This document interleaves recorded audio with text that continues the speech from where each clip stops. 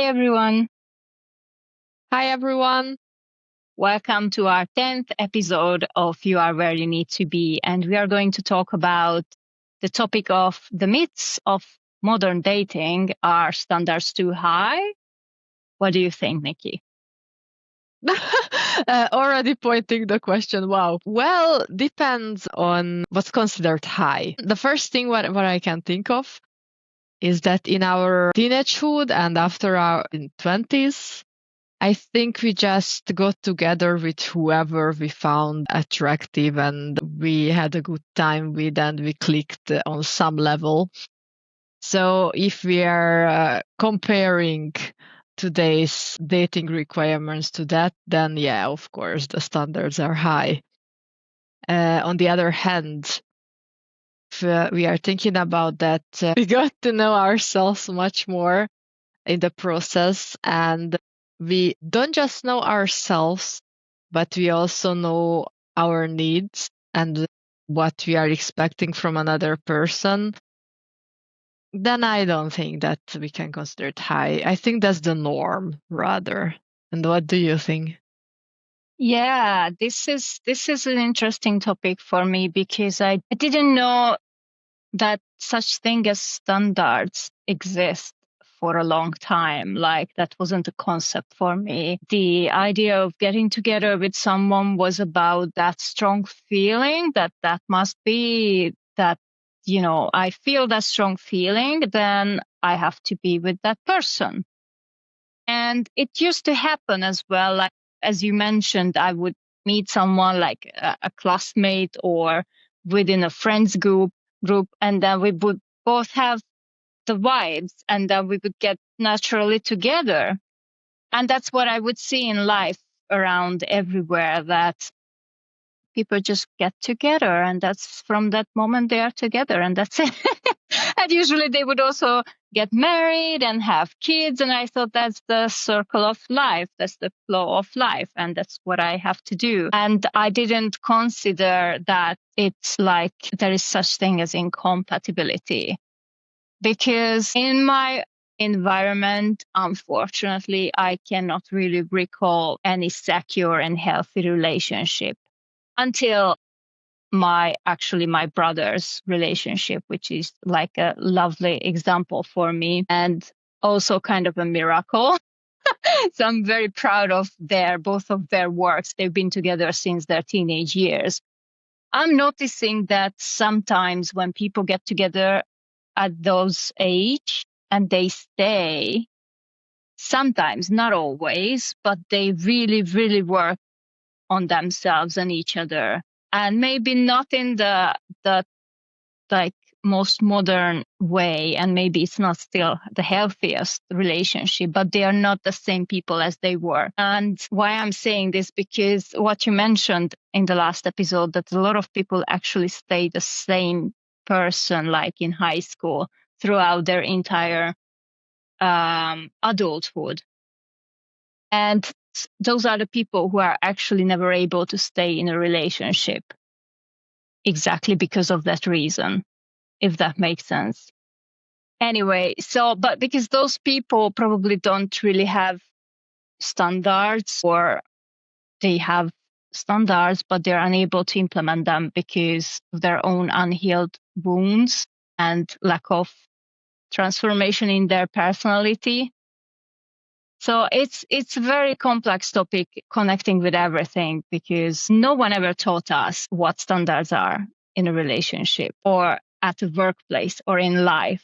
And majority of us were like trained into become this little robot or people pleaser. And those people should not have standards. We were meant to just listen and do whatever the others feel comfortable with. And I didn't even know that I should be looking for that. And then I would find myself in relationships feeling really uncomfortable and probably even depressed. But I didn't know that there is a way out of that. I didn't know that it's because I got together with someone without having standards, and then they like stuck together forever or for a long while. And Yeah, it's nice and very encouraging to know that, oh wow, I have the right to tell what kind of person I want to connect with, both friendship level, both romantically. And it does feel weird in the beginning as a people pleaser and as someone who never really had the standards in life, and scary because you are scared to lose connections. But that's the thing. We are losing the connections that are not meant for us. And that's the hard. Do you have what experience do you have in that? Well, what comes to my mind as a first thing, I think early on, I was pretty lucky with the relationships I got into. Okay, there were always trouble and there were always problems because I don't think there is a relationship without it. But based on how I got out to adulthood, that I actually learned to walk on eggshells around others, and I learned to always look how I'm affecting the other person. And actually, I was a people pleaser, and basically, I chose always partners based on that, looking at who needs me and not the other way around. So if we are considering all those factors, I think I can consider myself lucky early on because I really had examples for good relationships. The thing is that when you consider having a good relationship, you are not really thinking about all this, like what are my standards and why do I feel certain way. Only it happens when you end the relationship or they end it with you. And after you really meet people who you cannot really get along with on the long term. And this happened to me when I moved abroad and I started to date here. And I followed that pattern of looking out for people and getting together with people who I thought need me. And it somehow came out a bit worse than when I was at home. Probably it's because I didn't have my family and friends around, my usual circle of support.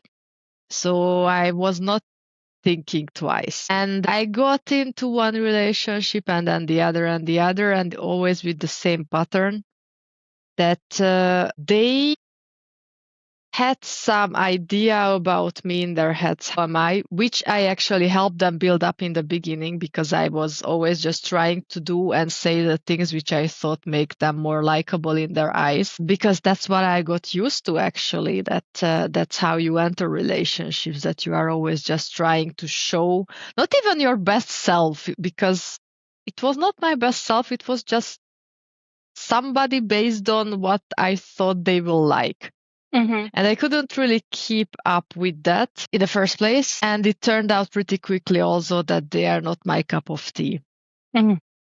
So I started to think about my patterns and what I'm doing wrong of always choosing these people. And I really had to have a great heartbreak at the end, the last one, when I really just sat down with myself to think about what I'm doing wrong.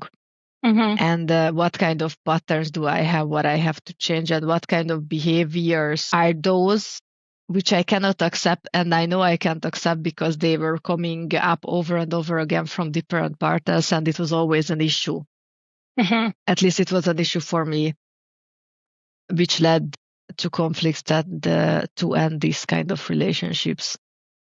So I learned quite late about my standards, actually, because I was just freestyling. I really wasn't thinking about it. Sometimes I was, but most of the time I was just jumping from one to the other to feel something in myself with others, which I should have done it with my own self. So that's how I got to my journey about now realizing and knowing my standards. And I'm also fine on my own at this point.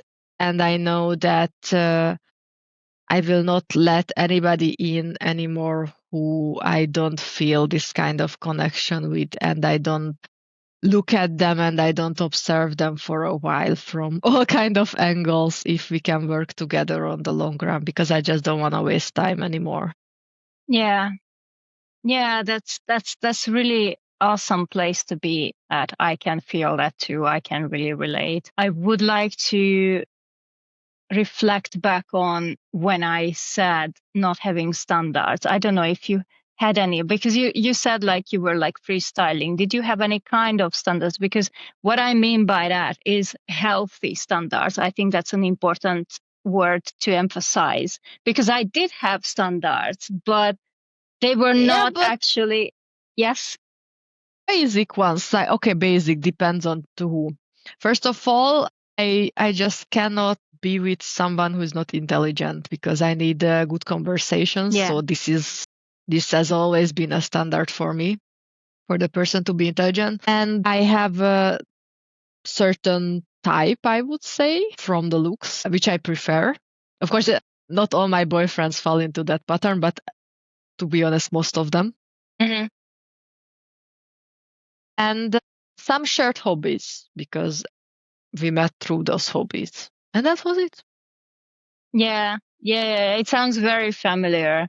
It's the visual looks, some common topic that you can start conversation or feel like you are able to connect with this person. And maybe that the person should be funny and kind, but the thing is, like, everyone's got their own personal needs that we are not consciously definitely aware of. And those are all like what you mentioned. You would like to have someone intelligent because you like to have deep conversations and intelligent conversations with the person. So that's one of your personal needs. And that needs to be met. And there are so many levels of standards where some person can get away with not having certain bullet points met because they meet all the other ones, and then you are able to meet that one through other people or yourself or whatever ways.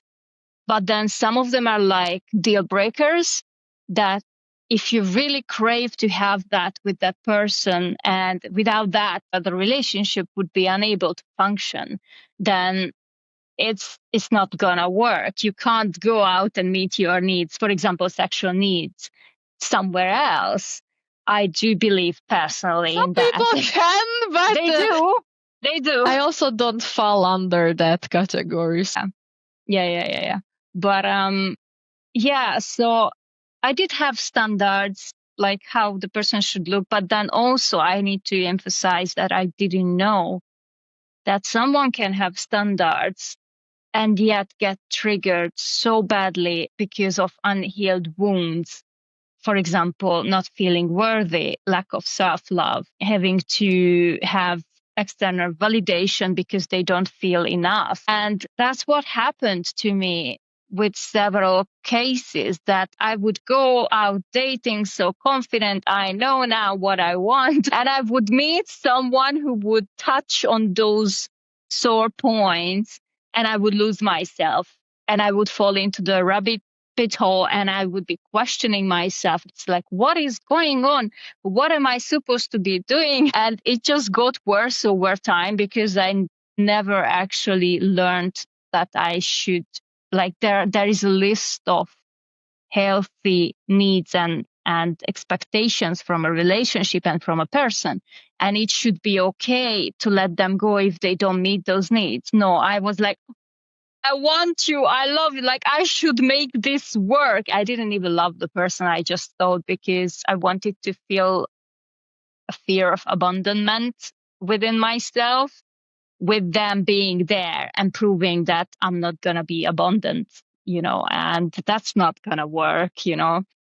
We should be able to be on our own and let people go when they are not our true fit. And I'm not talking about exact fit. Both two people will have to work on communication, like telling needs to one another, habits, and so on.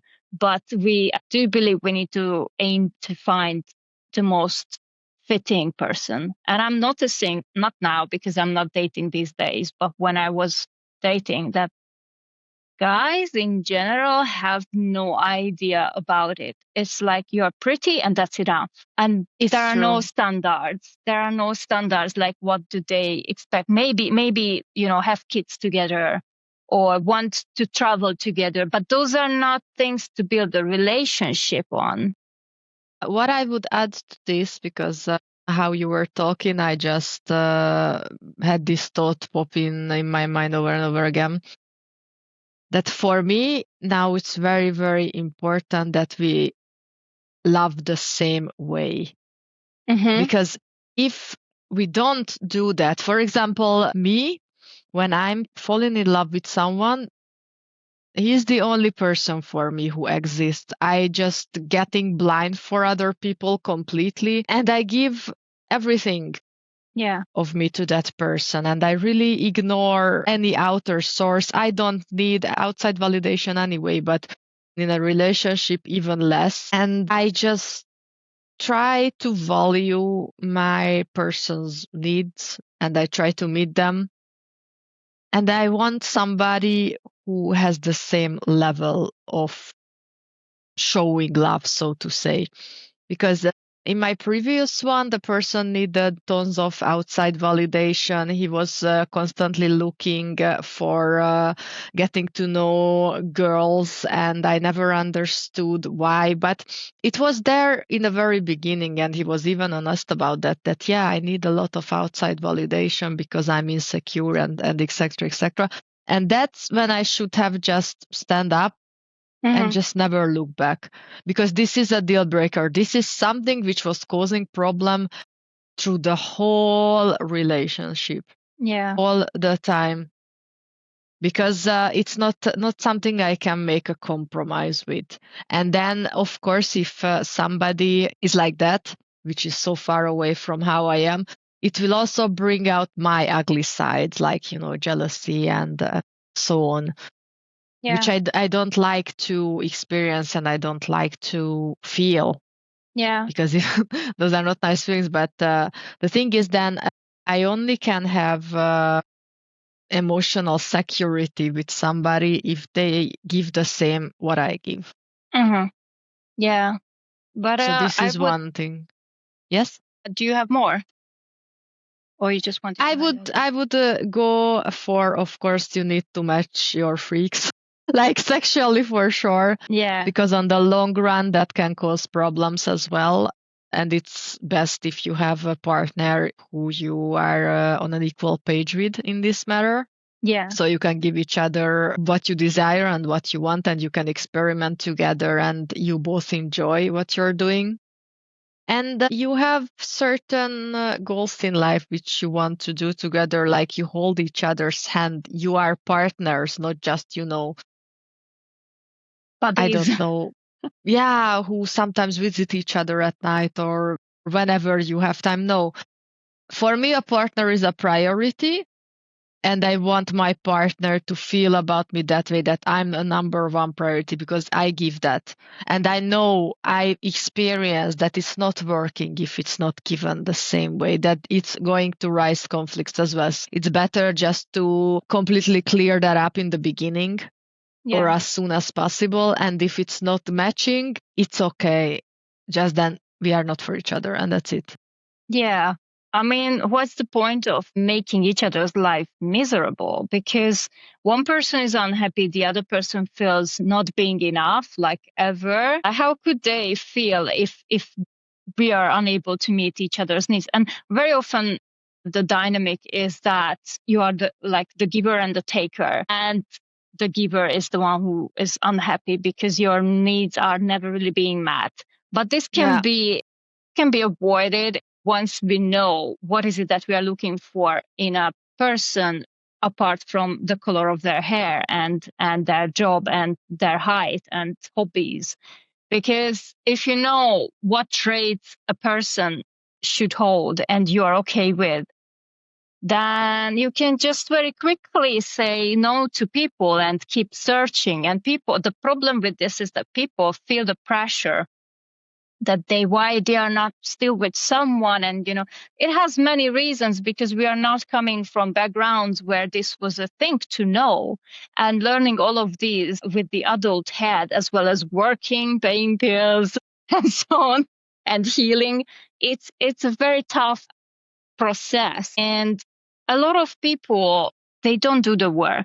they don't do the inner work. They are not improving themselves. They are not looking into these thoughts. It's like, oh, I've been noticing a pattern. Some of them they do, but then they don't know what to do with it. They don't find the resources, or if they find, they are not at the place where they are ready to make the change. They need to get hurt more. And the thing is that it's still so generalized and standardized within people's minds that they should be somewhere where they are not. And they're focusing on that aspect. And just because not every girl they dated on a very badly designed dating app has the same sexual interest or capacity in a relationship as they do.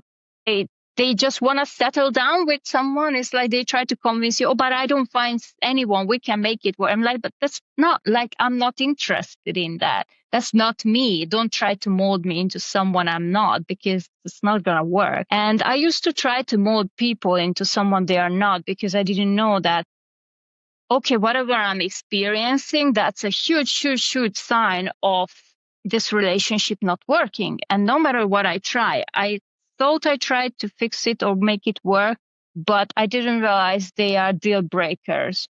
And I kept trying and pushing and chasing the person and so on. And obviously that leaves both parties like sad and disappointed, and usually, unfortunately, avoidance, they take it even more personal. Either they feel really broken after a failed relationship. It's like, no, relationships are not for me. But then eventually they still gonna go out and try because they crave intimacy and they wish to be loved, but they get hurt so badly that they're unable to like learn new and useful things because they never self-reflect. Anyway, that's again another topic. But yeah, it's people don't understand. And I hear it so many times, people raising questions. Oh, but my partner does this all the time and I'm so unhappy. And I expressed it several times and they don't realize it's a deal breaker, or it's something really, it is probably a deal breaker. Otherwise they wouldn't complain about it. They wouldn't feel so of sad course. about it. And they're still sticking together because they've been together for years, or because that's what the mentality is in their head, that they love them. Love doesn't matter. You can love anyone, literally. And if it doesn't work, it doesn't work.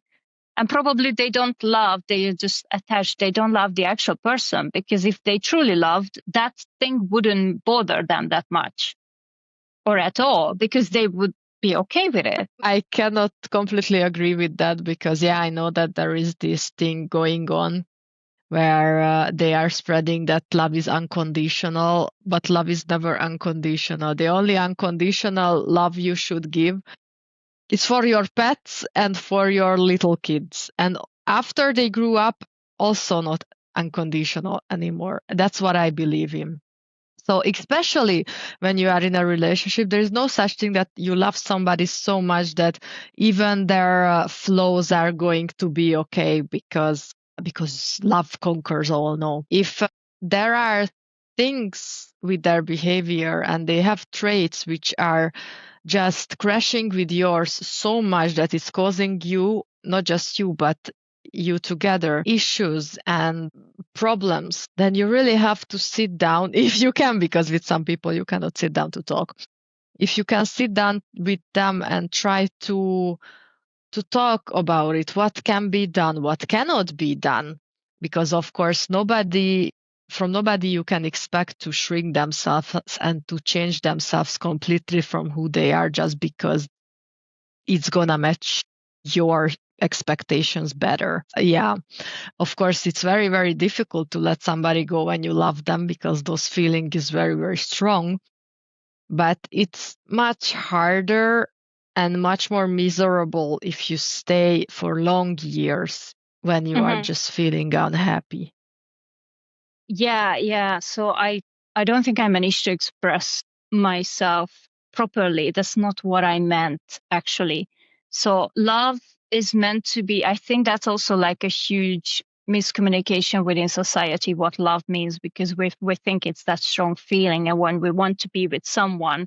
But love is based on built trust together and connected memories and reliability and compatibility that grows over time. It's not that strong feeling that you feel for a while and then you get attached to the person and you don't want to leave them out of any kind of wounds that you have and you don't know about. It's much stronger, and love is acceptance. So in that case, there wouldn't be anything that would really truly bother you. Like there would be differences between, but you accepted this person for who they are. And I do believe that exists in like older couples or like other couples I've never met, unfortunately. But whenever there is something that is really, really, truly bothering the person, it's based on some kind of their own wound that they are unable to let go of either, or because it's really, truly incompatibility. So love is like, I think it's very deep, and you can love someone and still bother some of their stuff, and you still don't have to let them go because it's not sabotaging the relationship. But it's then in that case it's your work. Why is this thing is bothering me, and then if you can't let it go, if it's really keep bothering you, then that's the question. Then it's probably a deal breaker. That's why you can't let it go. And people think they love someone for many years and so on because they kind of grew together. But then if you can love still, and the relationship can still dysfunctionally exist, that should cease existing. What I wanted to express here is it is love. They are love, but what the love I wanted to talk about is the healthy love. The health, again, that I forgot to add to the whole thing. That's why that's the difference in it. Yeah. That's a very important factor. But the thing is that most of us, as we are not healthy ourselves, and nobody's going to be like 100% healthy ever, because we're always going to carry wounds with us. It's just that you are consciously working on your wounds, on your triggers, and you manage to be okay with them, and you know how to deal with them, and you don't project it on other people. But as you said, there are such things when you just cannot let go of a certain hurt, or you cannot let go of a feeling that this is not okay for you, even though you are trying. Because when you are in love, you're always going to try, and you're always going to just investigate it in yourself. If, okay, is this really about him or her or me, or what's happening in here? And unfortunately, people who are coming from people pleasing, we really put up with a lot. Mm-hmm. We actually put up with more than we should, and we always just shush our intuition and our feelings about something not being right, because we want to make it work so much. And I did this in the past a lot, but it turned out always that what bothered me in the beginning, it was what's breaking it at the end. Yeah. Always. Yeah. Yes. You just Thank you. literally see it. You just literally see it. It's just, you want to be blind for it. You want to give it a chance because, oh, I like them. And no. It makes no sense to waste each other's time when maybe there is somebody out there for you and for them who is a better match. Yeah. But I don't think it's even like we truly want it. It's just we are so conditioned into having to accept people who are not right for us because that's what we had to put up with for many years in our childhood, and then teachers and then bosses and so on, that you're just so used to that you go for the potential of people and you look through all the red flags, seeing only one green flag, and I'm gonna feast on that one green flag because it's there, and surely that rainforest of red flags will not hurt me. It will change their colors eventually, because we had to come up with this hope that things will change eventually. That never changed, actually. We never were given the tools and the self-esteem and all the things that tells us we have to leave. We need to leave because that person is not okay. We can't even recognize it consciously, because when we are going to find a partner, we are functioning all lives throughout life, meeting our own needs. Let that be eating, having sex, reading, whatever needs a person has, a financial security, having a partner. Usually most people have that need to have a partner.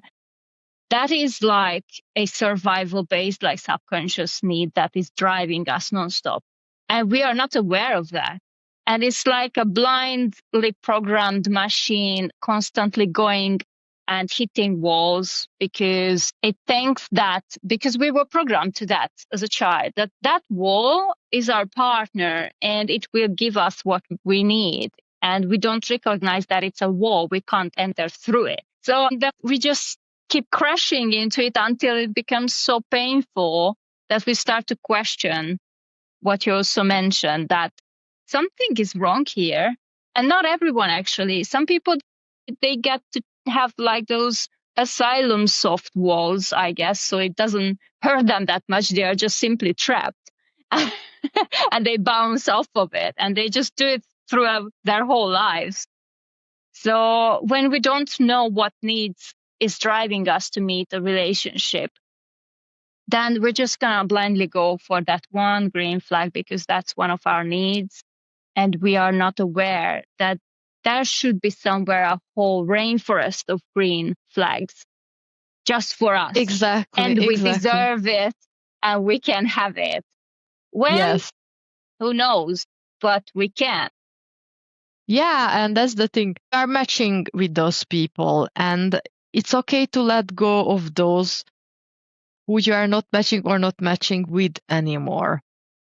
And I'm not saying with that this is the ultimate thing, because that's what people are doing lately, actually, that they are just letting go of everything instead of working on it. No, of course, you have to try to working on it first.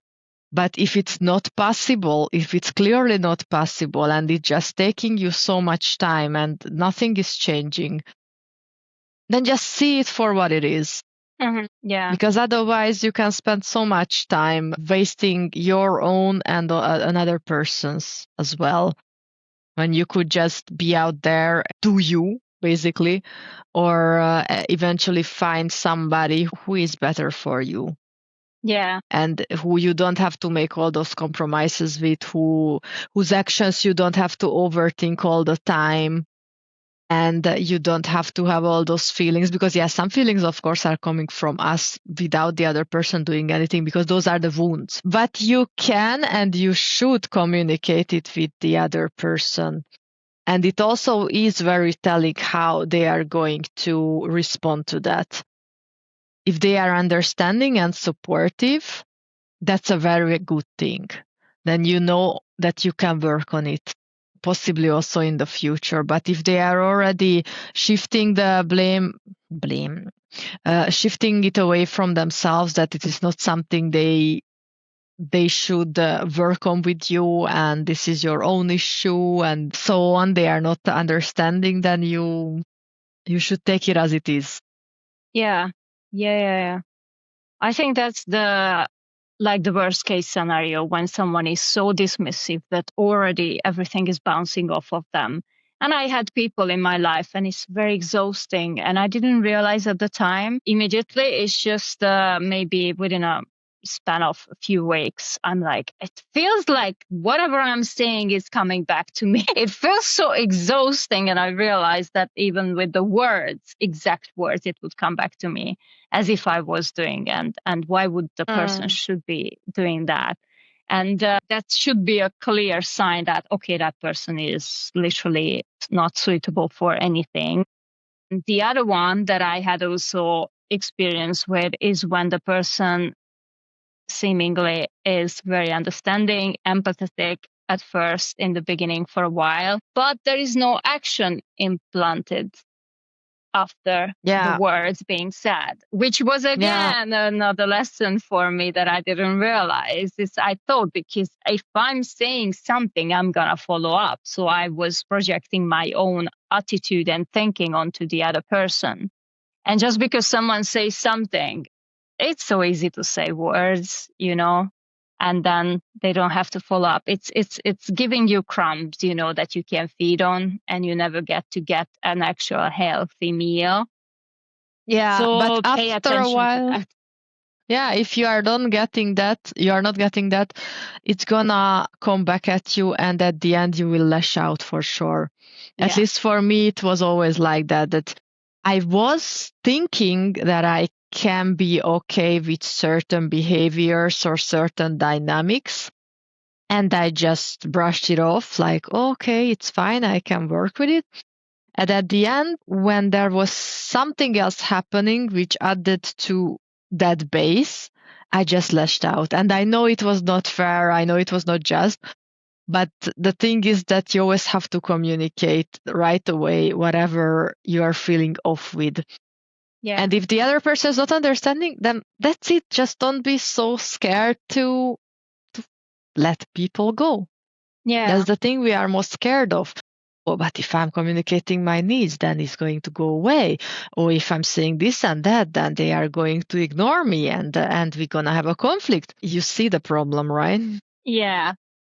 And also, I would like to highlight about communication, because I had that, I don't know what to call it, but I thought that I'm not communicating properly.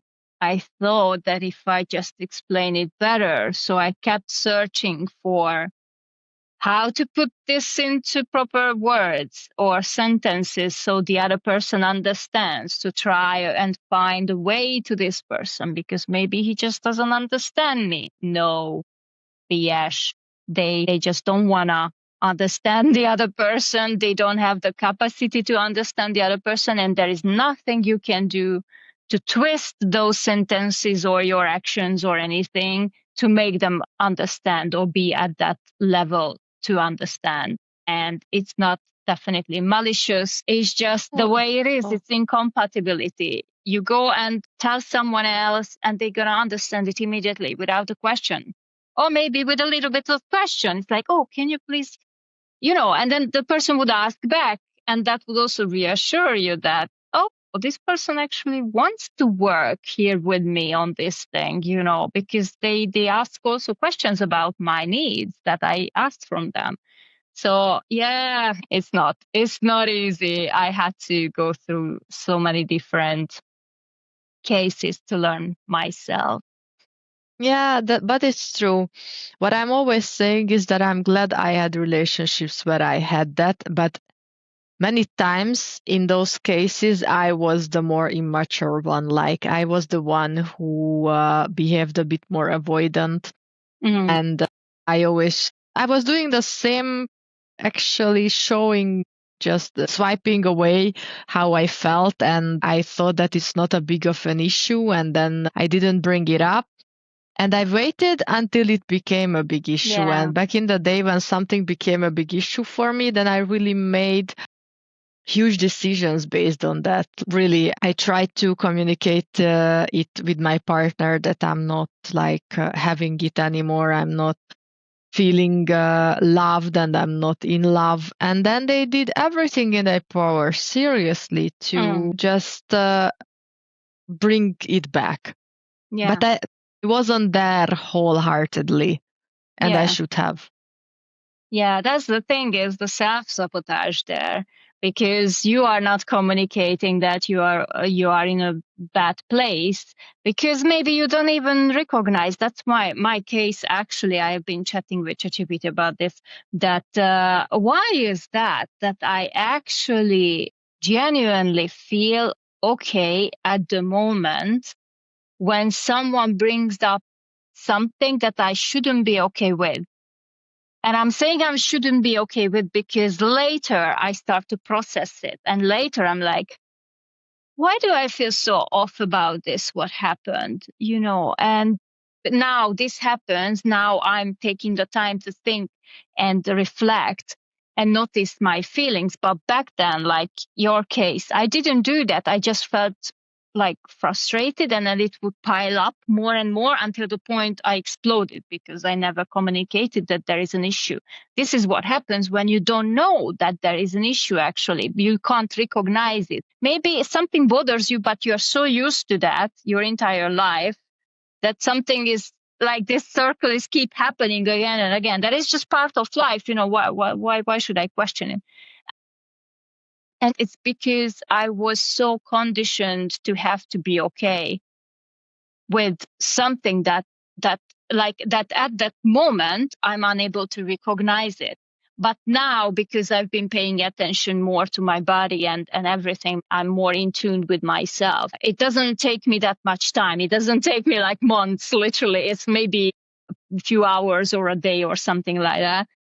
And I'm like, actually, I'm not okay with that. And I gave an immature, like a premature answer to the person about a certain topic that they raised with me. And I kind of wanted to be helpful. I wanted to be okay with it.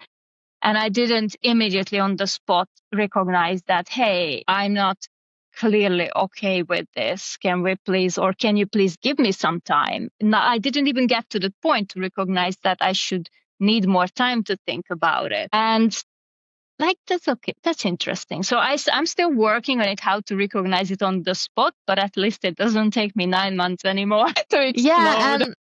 and the thing is that if there is an emotion which you have to, and you understand it and you feel it, that you have to suppress it like all the time and it's coming back, then there is something which you should address. Yeah. It's not something you should live with and you should just lock it in yourself because you don't want to bring it up for the other person, or you feel like you would bother them, or you don't want to create a conflict. Yeah. If something is bothering you, just bring it up. I was actually doing that quite often in my last relationship. Like whatever it was, I directly brought it up. Maybe it was too much for the other person because I don't know what they were used to before. But at least I knew that I communicated what bothered Yeah. me. So from my part, that was clear Yeah. from day one, from the start. Yeah. That's awesome because this took me some time, because in my first like longer term relationship, I tried, not in a conscious way. It was more like complaining about stuff that I wasn't happy about, which was clearly something unchangeable because of the person's limitations and due to incompatibility, which I didn't recognize for many years.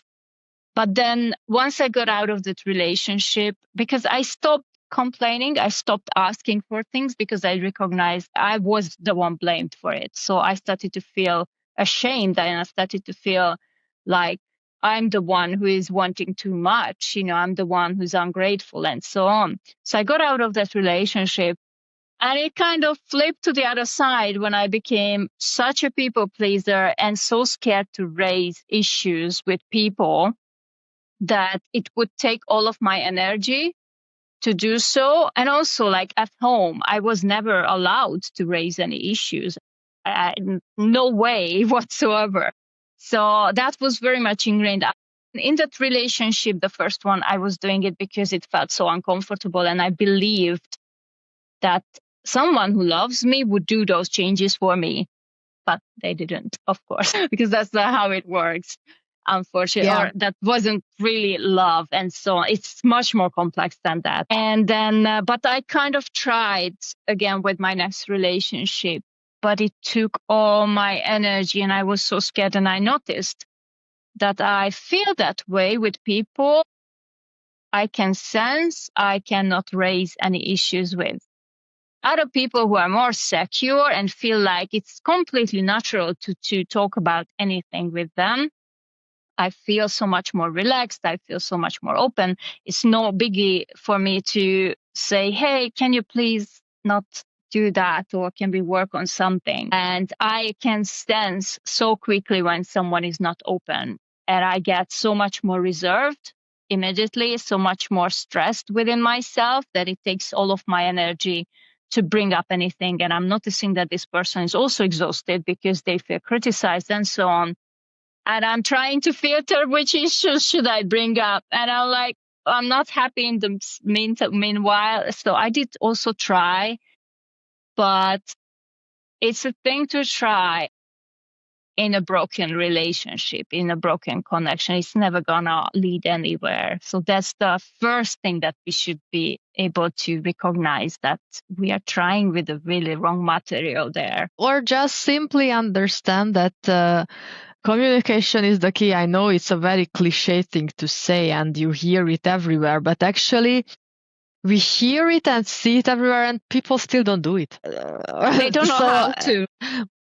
Yeah, they don't know how to, and they just reach for the incorrect tools, which will just spice Suit things them. up in the wrong way even more. And the thing is that what we always have to learn, no matter how we feel inside, we always have to keep a tone of respect when we are communicating of what's bothering us and what our needs are. We cannot talk from frustration because that just pushes the other person in a way to defend themselves already, that they are attacked, so they are going to get defensive. And if somebody is defensive, then you're not going to get them anywhere, at least not at that point, because they just want to protect their beliefs and their needs and themselves, basically. That is such a good topic there. Yeah. So, and I'm saying this from experience because I also communicated many times from anger. And I seen the results directly. I always knew, by the way, when I did that it was wrong. Like 2 seconds after I knew.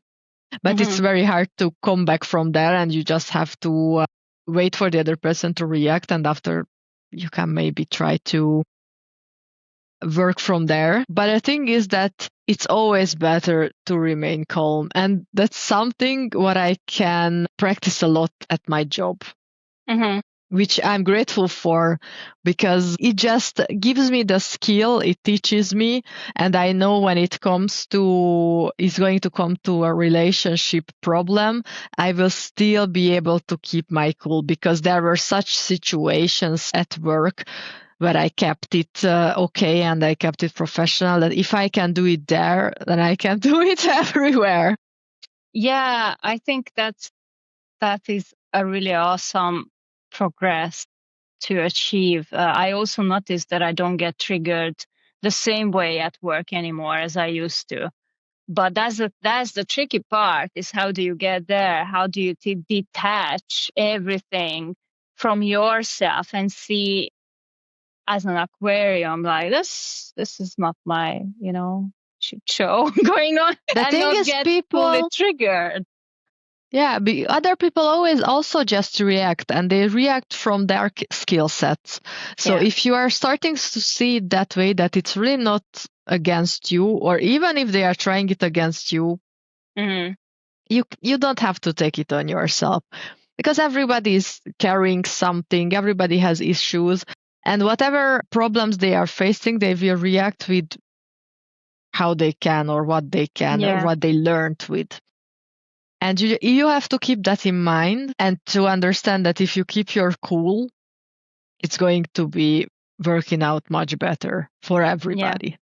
Yeah. Of course, if you want, after, you can go to the toilet and cry or just have the breath exercise, but don't take it out on others, and eventually everybody will learn, if they have experience with you, not to take it on you either. That's what I noticed, at least. Yeah.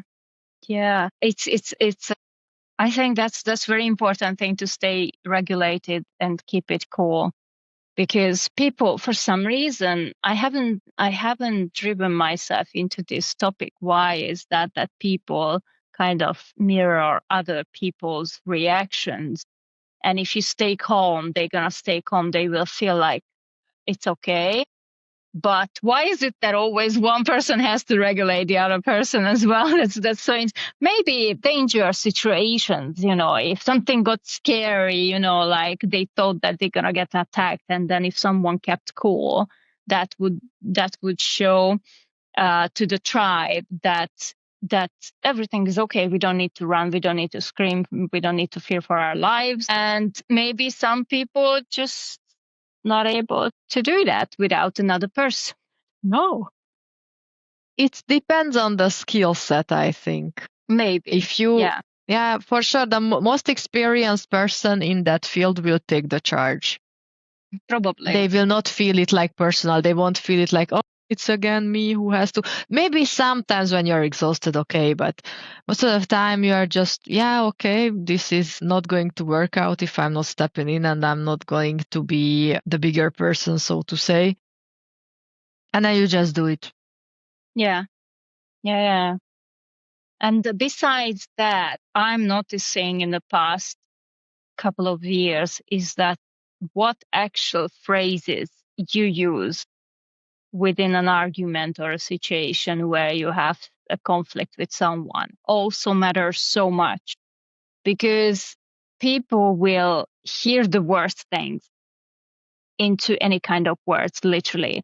And at least you can protect yourself. And sometimes it also works. Like some people will not understand the meaning what you say, and they will just hear whatever they have in their wounds that they are being attacked. And no matter how you phrase things, it's not going to work. Then there is a different kind of step that needs to be taken place. For example, removing the person from the situation, changes the environment or something like that. But in relationship and workplace situations, sometimes it helps a lot when you know how to phrase things in a constructive way. And without, for example, the help of personal development school, I would be maybe now ChatGPT would help me with a lot. ChatGPT helped me so much how to frame things, because I came from a place where those things were never taught to me. And I would use whatever language we were using at home, or I would hear in movies or something like that. And it clearly didn't work.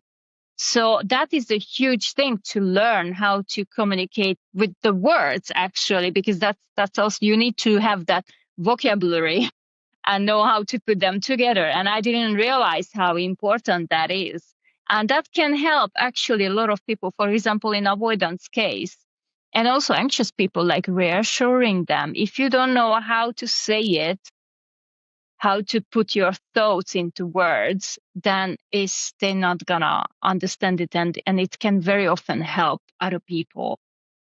Yeah, it's true. I 100% agree with you. And it's a good learning tool, by the way. If you know how to use AI, it can help you a lot. If you don't know, then it can go very sideways. And I heard from a lot of sources that it can become dangerous because people just use it for always self-validation and they are actually not developing anywhere. But it really depends on how you use it and what you use it for. So you really need to have self-awareness, and you really have to ask the right questions and phrase the right sentences, and then you can really develop. Because I also had situations where I still didn't know what would be the best response, and I just asked the help of AI to phrase me the sentence, and then it showed me what was the problem with my original one. And when I see that a couple of times, I'm gonna learn it. And the next time I will know by myself how to use it and what to use. Yeah. So it would be nice if it was like widespread, that people try to develop their communication styles with this.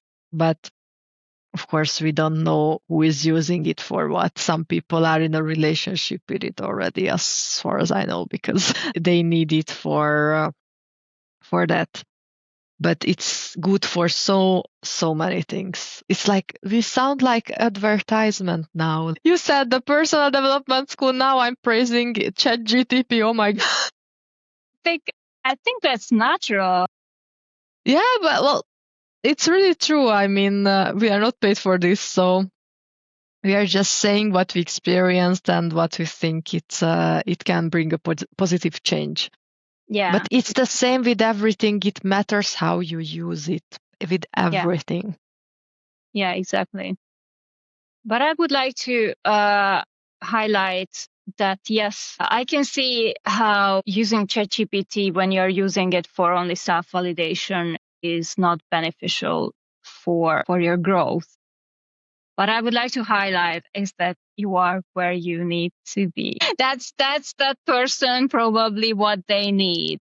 And even though I have been going so deep into analyzing myself and other people and psychology and so on with myself and through books and courses and ChatGPT and so on, but I still also have times when I just need validation from it. And it's so nice to hear because it's something that I was lacking for so many years. So maybe for some people, that's what they need. I do believe is ChatGPT is not going to make up like really huge lies that is so potentially bad for that person. And if that person is not going to develop with or without ChatGPT, that's what's their life flow is. And we can't blame ChatGPT for not being used properly. And that person, if ChatGPT didn't exist, they wouldn't do the work. So there is what can we do? At least they are not going and spitting on other people for releasing their own frustration. As long as they do whatever business they have at home, asking for validation, meaning because I don't want to go into some other dangerous brainstorming with ChatGPT. Who knows what people do? Oh my God. My brain just went to a complete different dimension right now. Yeah, it's okay. Yeah, that's what I think as well. As I said before, everything is based on how you're using it. Yeah. And yeah, it can be okay if you need it for validation. It can be actually okay for whatever until you benefit from it or you feel like you're benefiting from it. So that's all.